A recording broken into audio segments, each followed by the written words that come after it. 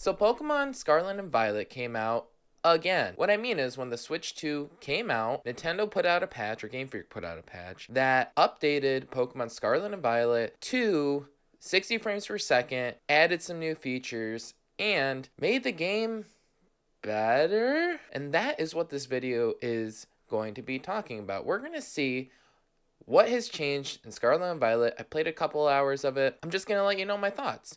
So stay right here, right now. You're watching The Average Joe Show. Let's go talk about Pokemon Scarlet and Violet Remastered.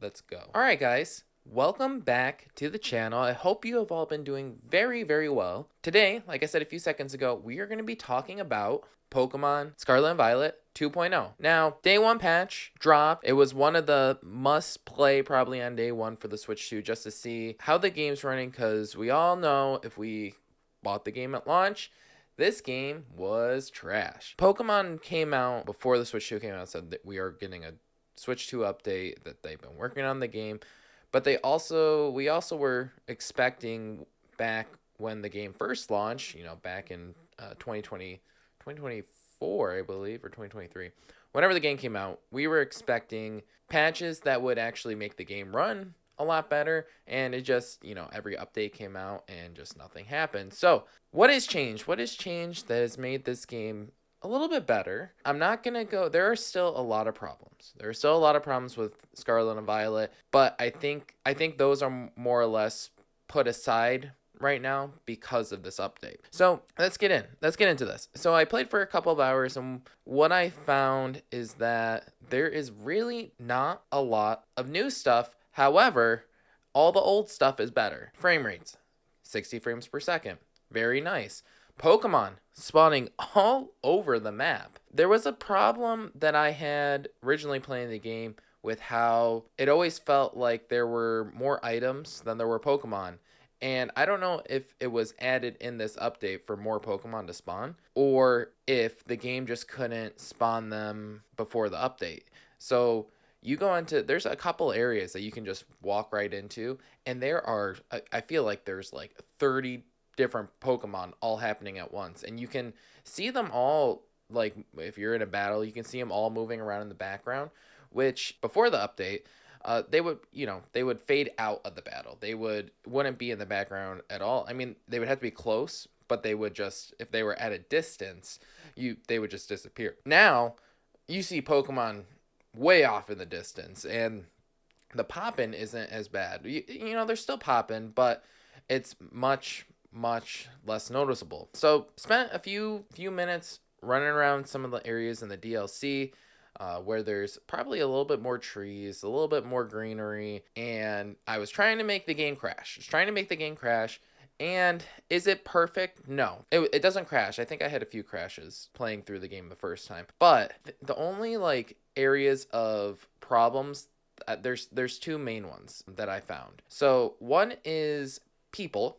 So if you see someone from the distance, they act like they're not moving, and you can see it because you can see in the distance because the distance range that they put out that you can now see. So you can see trainers a lot sooner, and they're just kind of like, but then when you get close to them, they're like, you know what I mean? So that's kind of weird, and like you have to be like, like 5 feet away for them to start like, moving their head around. But you can at least see the trainers. There was a couple of times I was like running around the map, and I actually found some trainers that I didn't know even existed, put in some battles, and that was fun. Second thing is, if you're on a cliff, which this happened all the time in day one Scarlet and Violet. If you're on a cliff and you go into a battle, it clips the edge, and you can see it underneath the map. They haven't fixed it, and that's probably just the build of the game. So that didn't change. But positive things. Let's talk about some positive things. Battling is so much faster. Moving through the map is so much faster. Speedrunning this game is going to be so much easier just because of no drops. And terrestrializing now looks fantastic, like it should. Raid battles still suck. You know, at least they work now. I guess you could get a group of people if you want to and go do it. I'm not a personal fan of it. I'm fine with the hats. I'm fine with the terrestrializing. I don't like the raids. Raids were probably meant for giga battles. It's in Sword and Shield. I think we need to separate ourselves, Pokemon, from this kind of raid Pokemon Go style stuff. So, but you know, with all the sparkles, all the cool effects, it looks nice. It looks nice in battle. Battling feels pretty smooth. I know a lot of people that don't have a problem with the game tend to like the battles more, and now with how the battles run, you can get a ton of just probably online battles for this game, and it's gonna feel really, really good. All the animations look a lot better. There's no like I'm battling in the rain right here, and you know, no slowdown, which is, I didn't realize how jarring it was when I was first playing the game, you know, because I had my blinders on. I'm like, new Pokemon game, I'm gonna like it no matter what. But one of the problems with the game is like, I've had no reason to go back to it. I've had no reason to want a shiny hunt, to want to complete all the Pokedex. I completed the main one, but not the DLC. Even beat the full DLC. There's just not a lot of reason for me to go back there, and which is a shame. I think one of the things that tries to set some good Pokemon games from bad Pokemon games is replayability. And this game, unless you were battling online, there was none. I'm not going back and playing a crappy game. But now, with just how smooth everything is and how fast everything is, I kind of want to go back and replay it, which is a good thing. I haven't really touched this game for probably a year, and it's good to see that there is finally incentive to go back. But would I say that all these changes are going to make this game like top tier? I would say no. I'm working on a retrospective that my sister said, hey, you should do this for Scarlet and Violet. I'd really like to hear what your thoughts are on the game. And I was working on it. It's one of the long projects. It's a long project in the backlog here at the channel. But one of the main focuses of that I'll just touch on here is that this game is open world. Before the patch, it felt really empty and nothing to do. I don't think this patch changes it, but it does make the world feel a little bit more alive with all the Pokemon. Having 30 Pokemon in an area and being able to see all of them, that makes it feel more filling. But open world games tend to, like, I've been playing Skyrim because I've never played Skyrim, or I played Skyrim, I've never beaten it. So I've been trying to work my way through that game and finally say that I played Skyrim and beat it. If we're using that as one of the bases, because Skyrim is a very much one of the best open worlds of all time, kind of like, you know, Breath of the Wild is, right?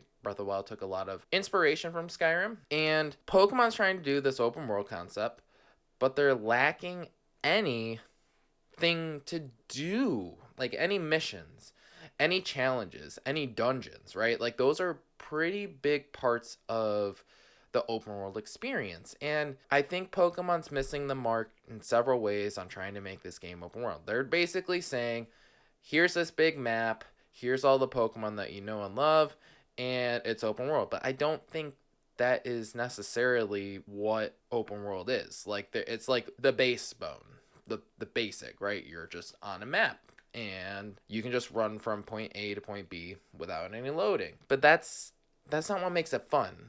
The challenges, going on side quests to unlock something. This game gives you items up the butt. So you're not unlocking anything. You get money really fast. You don't have to really spend money on anything because you're getting Pokeballs in the wild, you know, because the items are spawning so much. Like there's really nothing like the crafting's not really there for like the TMs. The crafting was a lot better in Legends Arceus, but here it's not as good. Not as good as some of the other open world games. I know Pokemon's are kind of like the weapons, which makes it feel weird, but sometimes like the better Pokemon don't come later. Sometimes the better Pokemon come early. There's no challenges to get a good Pokemon, right? Like you go in a cave and it's just a bunch of basic Pokemon. Like why didn't we make some kind of cave system and then have like the hard Pokemon, the rare Pokemon be at the end and accessible? I know that there's a part in the game where you can get like a terrestrialized Garchomp and he's up really high on a mountain, but then you're at the end game, right? Because you need the fly or the climb or whatever to go get it. There's also another thing is there is not a lot of reward for battling harder creatures or harder Pokemon. like in an open world game, if you kill a higher level enemy, you loot them and you get good items for the rest of the game. And you do it here, you get a couple berries and maybe some XP. That's where the game is, right? It's a Pokemon game. It's in open world, but it's definitely not an open world. Another note is the music doesn't really make it match open worldly. But we're saving that all for the retrospect. But the running at 60 frames per second, this new update really doesn't fix that overall problem with the game. However, with the bug performances being fixed for the most part, I would say that is definitely worth your time, especially if you had them already. You have a Switch 2, you got the game for the Switch 1. It is a brand new experience. I'm going to probably replay through Scarlet because my Violet is like my main file, and I'm gonna see how it feels. Now I had to like add this whole new layer to the project I'm working on, because one of my biggest parts in that was like I don't even want to replay the game, but now I do.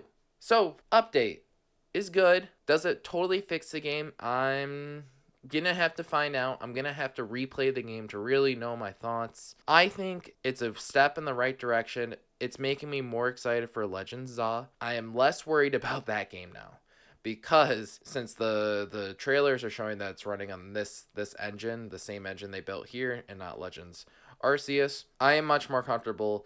I hope they fix a lot of the open world problems in that game, but we'll see. We'll see what they end up doing. I'm crossing my fingers, but I really think that they could royally mess it up as well. But megas are coming back. Chikorita as a starter, very cool stuff coming out, and there is, of course, the Switch 2 edition and the Switch 1 edition. But my fear is that it's gonna run just like Scarlet and Violet runs on the Switch 1. I don't think there's gonna be any difference. I don't think they're trying to optimize it for the Switch 1. I think they moved to the Switch 2. Before we end the video, I'll just say this. If you knew and you were making this game for the Switch 2, which it kind of, after this update, it feels like it was, why didn't we just wait? People were still all about Legends Arceus. People were still playing Brilliant Diamond, Shining Pearl, Sword and Shield, DLC. I think we were good. We could have, what if this game launched with the Switch 2? It would have been received a lot better by the audience, right? Like, screw YouTubers, screw YouTube game reviews, because we all know that we're probably all biased, right? Especially if you're covering the game an extensive amount. Why didn't we just wait? Why didn't we wait for this final version? I feel like this is the version of the game that they wanted to release, that the developers wanted to release. But of course, we follow the corporate, just throw Pokemon out as soon as it's ready. And the game isn't that good on the Switch 1. Like, it is a bad game. Like, it doesn't run right. I couldn't believe that if I was working there, right, and someone told me that we were going to release it in the state that it was, and then said, oh, but wait, the Switch 2 version is going to be coming out next year or 2 years from now, and everything will be better then, I would just tell that guy, we work really hard on this. Why don't we fine tune some stuff? Why don't we convince the higher ups or convince our managers or whatever it is, I don't know what it is, to just, make the best game and push it out? Because that is what the Nintendo side of things has been doing. Like, if they're not happy with a game, like Metroid Prime, they push it out. Or like Zelda Breath of the Wild, when that came out, they pushed it out to make the game good, to make it sure that it launched. But Game Freak clearly doesn't have that same mentality. Their mentality is, I gotta make an anime, I gotta make Pokemon cards, we gotta keep the competitive scene for Pokemon going, and they just keep pushing it out. And the video games are taking the original thing that made Pokemon amazing. The video game part of it is the reason why it's bad, right? It's the reason why it's falling off. Like, the other pillars of Pokemon are doing just fantastic, and it's just sad to see. It is sad to see that it takes $500 to upgrade this game. And even with this update, even if they took a little bit more time on the Switch 1 version of the game to make, like, to polish it up, right? Like, because now in the update, you can really see past everything and you can see further and you can still see how bad the trees look and you can still see how bad the mountains are and rocks and all that. Like, it's all visible now. Like, honestly, this game makes it look worse. The Pokemon aren't worse, and like the human faces and animations aren't worse, but like the whole background is just like, oh, it's kind of crappy. You know what I mean? Like, it's highlighting some of the bad parts of the game, which if they just took their time, said, we're going to release this when the Switch 2 releases, and it's going to be even better. I bet you, I would bet you $5 million that I don't have, that this game would have came out and would have been 7, 8s all around, possibly 9 and 10 if they really went in on the visuals, made some some more puzzly areas, made some dungeons, you know, and like highlighted more of like the past and the future Pokemon. I feel like they had a shot and they're just like, nah, we're not going to take that shot. But, you know, that is the problem overall with Pokemon. And, you know, I'm happy that at the end of the day, the update came out. It is pretty fun if you're a Pokemon fan. If you just like battling, it's going to be fantastic for you. I think it is a very good reason to go back and re-experience the game and play the game how it was supposed to be played. We're probably looking a lot better. I will retract my statements that I said about Legends Zaw. I think Legends Zaw is in a much better state, especially on the Switch 2, than the Switch 1. And I really hope we nail this mega evolution stuff. We just keep moving forward. That, you know, we're making these games. We're not pushing these games out. We're not rushing the games. And that with the new hardware, moving forward, Pokemon video games are going to take priority. You know, and I with the battle game coming out, with Legends Zaw coming out kind of at the same time, I'm hoping that everyone is about to start getting much better Pokemon games, and we can all be happy. But that's all I got. That's my thoughts, my impressions on Scarlet and Violet update. And if you like this video, hit the like button. If you have been watching this content like a real legend, why don't you consider subscribing to the channel and maybe leaving a comment? You know, I surf the comments for the first Mario Kart video I put out. Those comments it was a lot of fun. I enjoyed what you guys were saying, and I read every single one of them, and it was fun. So leave a comment. Always enjoy those. And I hope you all have a great rest of your day. Thank you for watching The Average Joe Show. I'll see you all in the next video. Also, guys, you know, this might be the last video with the wood panel. I'm going to be very sad. Moving into the new house as we speak. And hopefully this setup will be different. And hopefully I'll see you all in the next video. Peace.